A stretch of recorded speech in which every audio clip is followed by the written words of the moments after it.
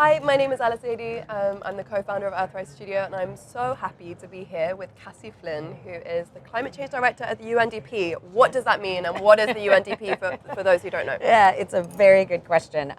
UNDP is the United Nations Development Program, Right. and as a part of the UN, our goal is to help bring the SDGs to life. And when it comes to climate, of course, climate intersects all of the SDGs, whether it is talking about food or education or healthcare or production and consumption, climate's everywhere.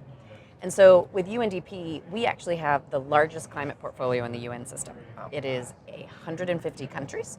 It is the largest support for countries to be able to create bold pledges under the Paris Agreement and then to deliver them. So we like to say that climate change is really a part of the DNA of what we do. It is the greatest crisis of our time, and we need all hands on deck.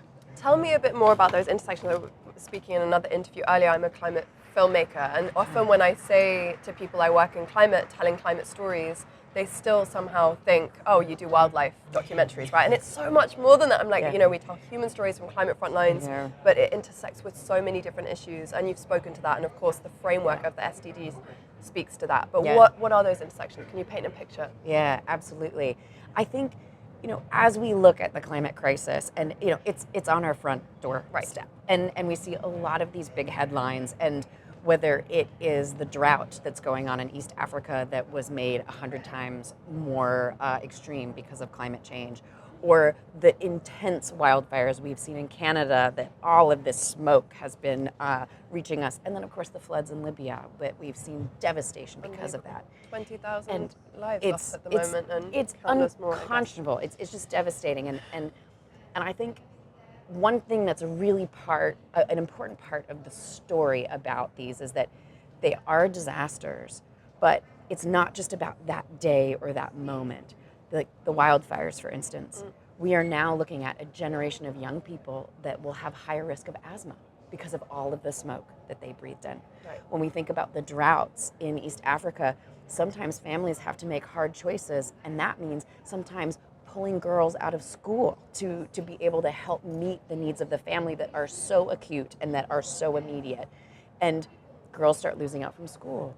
In Libya, the absolute loss of life, of homes, of livelihoods, of infrastructure. I mean, it will take generations to be able to build that back. And so when we talk about the climate crisis, wildlife is an important part of it, of course, but there's a big story to tell about what is the impact on people. And we are living this crisis now. It's affecting all of us, and it's not a short-term thing, unfortunately. No. And it's here and now. It's not something that's coming down the line, as we've seen these past months with the escalation of extreme weather events. Climate justice is this incredibly important reframing, right? Around people and planet, as you've just spoken to. Right. How is that woven into your mission in the day-to-day, but also the wider UNDP's goals? Oh, we cannot address the climate crisis without addressing justice. Even today, we are at this Climate Ambition Summit, and we heard the Prime Minister of Barbados, Mia Mottley, talk about legend. She continues to be a legend. And here we've heard her talk so much about smaller countries of the world, like island countries, having to take extreme measures to protect themselves when they are not the source of this problem. Right. They are not the bigger emitters. And this is a reality that we all have to face. Those that are feeling the brunt of these impacts are not the ones that have caused this problem. Right. And so what does that mean for us as a collective community? What are we made of in this moment? Are we gonna look out for each other in solidarity, or is it just everyone for themselves? And I think this is a true test of the global community to be able to respond to that question. We will all be impacted by climate change, but of course not equally. I want to ask you on a personal note, why do you do this work, and why do you continue to do this work? This work is in my blood. I started really looking at the climate crisis from a perspective of policy.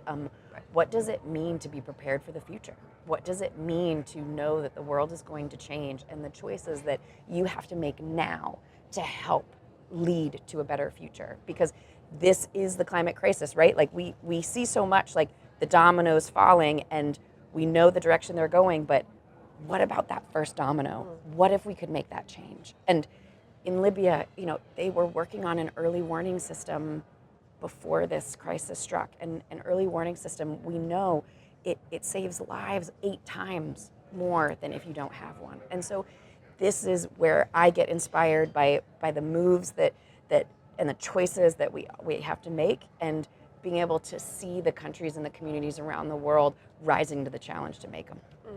Thank you so much for your time. Thank you. Thank you. Appreciate it.